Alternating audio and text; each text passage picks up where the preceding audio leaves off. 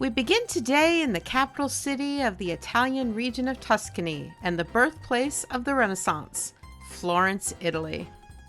A lot of history here. We're going to look, we're going to go to a cathedral today, and we are going to look at the statue of David, I believe. So let's get this party started. Florence was built along the Arno River, which was a major trading connection between central Italy and the Mediterranean Sea. The Ponte Vecchio, which literally translates to Old Bridge, is a medieval stone arch bridge over the Arno River that has stood since approximately 1339.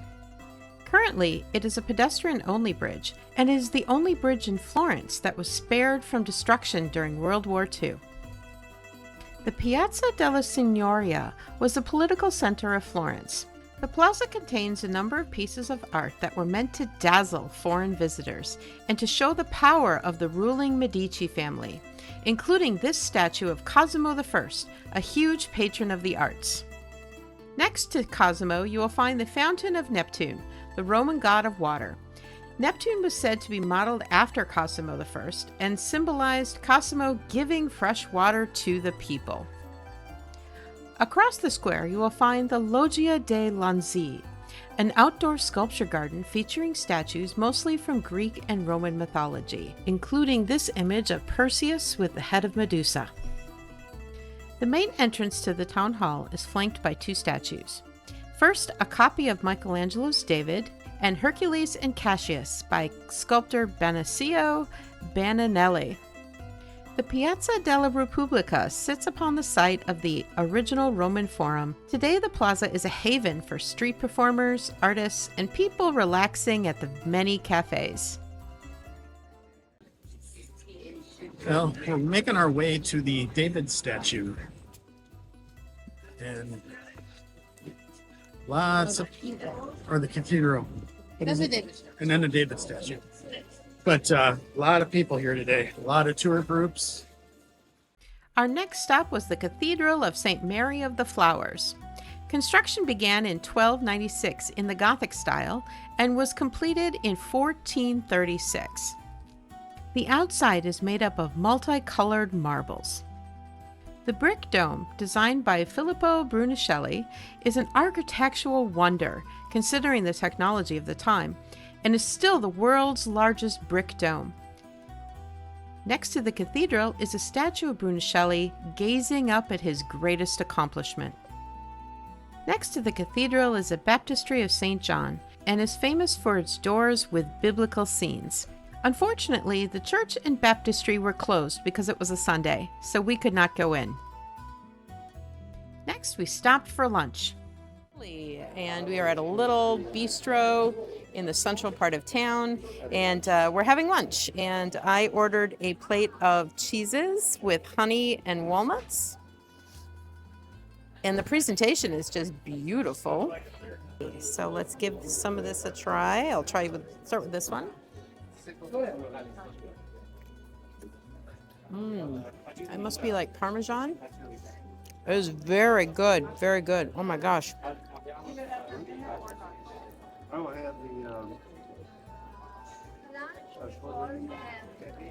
That's a lighter cheese. This is amazing. The cheese here is amazing. All right, and I got gnocchi with mozzarella in a tomato sauce. And let's give the gnocchi a try.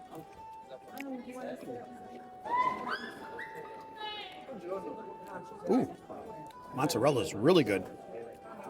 Really good. It's a cold mozzarella, but it blends in well with the gnocchi and the sauce. So, and then we got a little basket of bread here to go with it, and got a nice little bottle of water.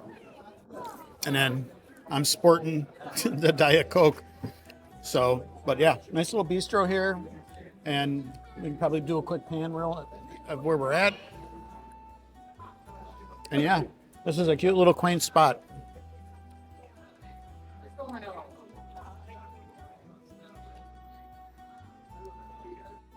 Look at that, babe. Isn't that a cool?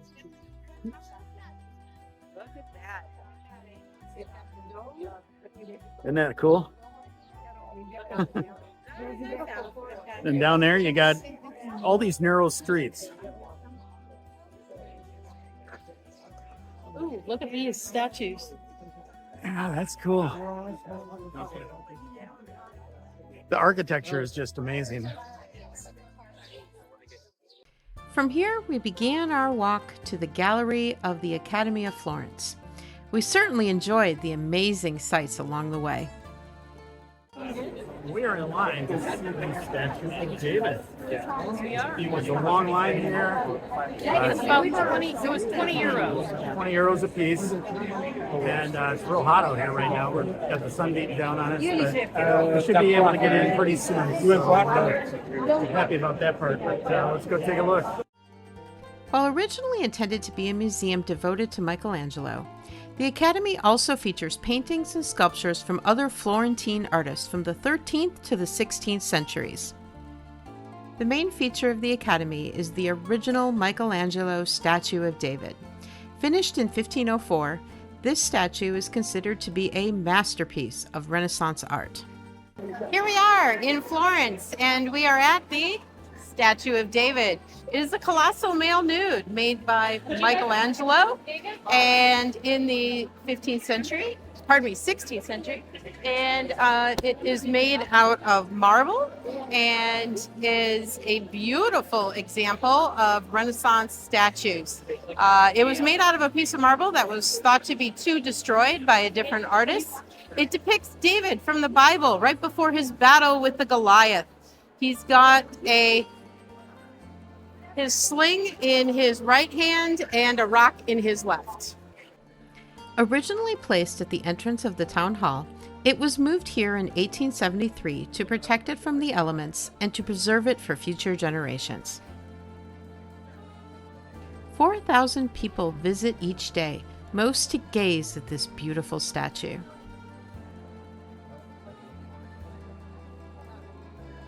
All right, this is another Michelangelo. It is a Pieta. Pieta is, of course, the most famous statue of Mary holding Jesus after his death. This is a later version of it and is incomplete.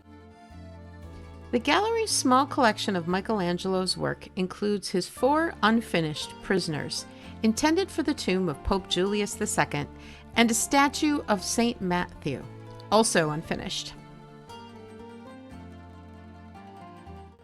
Well, that was kind of interesting. The statue was a lot larger than I thought it'd be. I was thinking it was going to be about half that size. So I was kind of shocked when I walked in there and saw just how large it was. And the detail. I've taught that statue for years and years, and it's so amazing to see it in person. Yeah. So, yep, very good place. Extremely busy once again, but worth it, I think.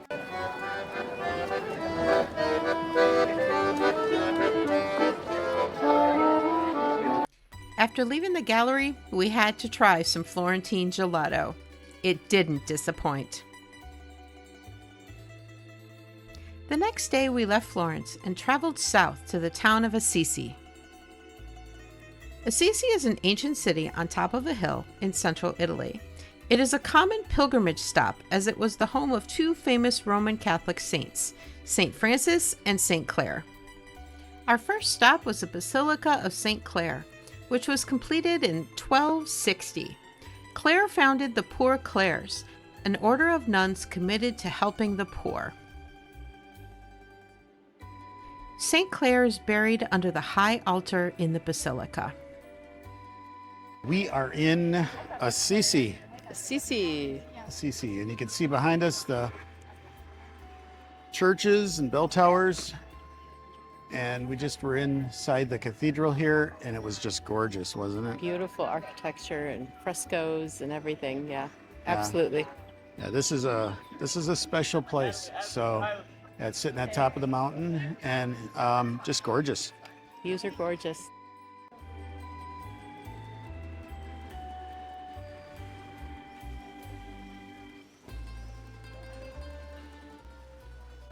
So they got these long streets with all these shops on the side. It's a little bit wider than when we were in Florence. But look at this nice little bistro here.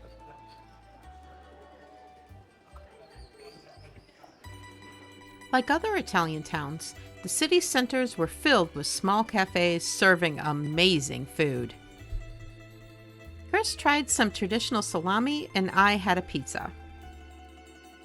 Okay, well, I'm trying to find Anne, and I think I did. She's looking to get some money out of an ATM for us so that we have a little extra going forward. Europe is expensive. Even in some of the more rural areas, it's expensive. Armed with cash, it's now time to shop. Because Assisi has a large number of pilgrims, the shops contain some beautiful religious souvenirs. Other great places to visit are the Basilica of St. Francis, where he is buried, and the Basilica of St. Mary of the Angels, which is located at the bottom of the hill over the place where St. Francis died. Even if you're not a religious person, Assisi is definitely worth a trip, simply for the spectacular views of the countryside and the ancient architecture. Well, we had a good day at Assisi here, had some lunch, toured some of the cathedrals, and as you can see behind us, it is just a really gorgeous city, wouldn't you say? It's a beautiful medieval town. The medieval architecture is outstanding. The medieval art in the cathedral is amazing as well. It is beautiful, so definitely recommend. From Assisi, we headed south to Rome. All right, here we are in Vatican City at the Vatican. St. Peter's Basilica is behind us. That's right. We are going to tour the Vatican City today, which includes the Sistine Chapel, St. Peter's Square, and St. Peter's Basilica. I'm not sure how much video we can get inside, but we will do our best to get you as much footage as possible. So let's get this party started. Vatican City is home to the Roman Catholic Pope and is a major shrine of the Church. It was built over the remains of the Circus of Nero, where Saints Peter and Paul were executed. To enter the Vatican Museum, first you must walk around these walls that were built in the 9th century. After a fairly long wait, we were able to enter the museum. So we are in the Museum of the Vatican, and I hope the audio comes through decent enough. But this is really cool. Take a look behind me here. We toured the vast Vatican Museum, which houses the extensive collection of art and artifacts that have been gathered by the popes over the centuries. The museum holds roughly 70,000 works of art, of which only 20,000 are on display in the 24 galleries. If you really love Renaissance art, you need to spend some time in the Raphael rooms and the Borgia rooms. The Sistine Chapel is the last room in the museum. No video or photography is allowed in the Sistine Chapel, but there are benches where you can sit and admire the great masterpiece of Michelangelo. From the Vatican, we went to tour the Roman Forum and the Colosseum. The Forum is a rectangular plaza surrounded by the ruins of several important ancient buildings at the center of Rome. The area was used for governmental functions, trials, as a market, and a place for gladiatorial combat.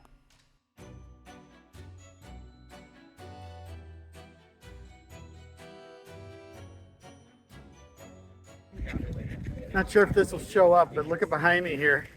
Isn't that just cool? Once Christianity took over, buildings and temples were dismantled, as the stone was used to build churches and other buildings throughout Rome.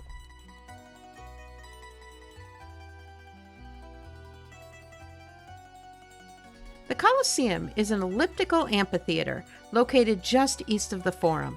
It was completed in the year 80 CE under the Emperor Titus and is the largest ancient amphitheater ever built. So as you can see behind me, it's pretty much everything we thought it was. It's got that little chunk out of it, and it is impressive. So let's go take a look further. Okay, coming to you from the Colosseum. And we're going to turn this around and see if we can get a better look. It held 50,000 to 80,000 spectators and was used for numerous forms of entertainment, including gladiatorial matches, mock sea battles, and executions, which were entertainment in ancient Rome. We are up on the upper level now, looking down into the Colosseum, and just look at how cool this is. The Colosseum originally had a wooden floor that covered the passageways that you see now. Below the floor were tunnels and rooms for holding performers, animals, and prisoners until it was their turn to be lifted up to appear in front of the roaring crowds. All right, well, it's pretty much everything I thought it could be and more. It's really cool, and it's a long process to get inside here, a lot of security and so on, but when you look at everything there is here, it's definitely worth it. So definitely worth the trip up, and definitely worth everything that it takes to get here. Our biggest complaint about Rome was that we just didn't have enough time to see everything. Everywhere you look, you see these amazing statues and ancient buildings that pique your interest. On the last day of our tour, we traveled from Rome down to Pompeii. Despite its peaceful appearance, Mount Vesuvius is considered the most dangerous volcano in the world because 3 million people live within its blast zone. We are in Pompeii. That's right. If you look around, this is our last tour stop of the trip. The last eruption was in the 40s, I believe. So we've got a long time before that erupts again. But we're doing a tour here, and I'm going to learn as much as I can about it. Let's go. Pompeii was an ancient city near Naples. In 79 CE, Pompeii and the surrounding villages were destroyed by an eruption of Mount Vesuvius, which buried the city in volcanic ash. Pompeii was a wealthy tourist town, boasting 10 to 20,000 people. Because of the eruption, it is essentially an ancient Roman city that was frozen in time, only starting to be excavated in the late 18th century. Only 2/3 of the city has been excavated, leaving the rest for better technology before disturbing it. When walking through the ancient city, you can see the homes, shops, temples, and other places that were very important to these ancient peoples. We hope you've enjoyed our tour of Italy. Please be sure to like, subscribe, and hit that notification bell to be made aware of all of our upcoming videos. Thanks for wandering with us.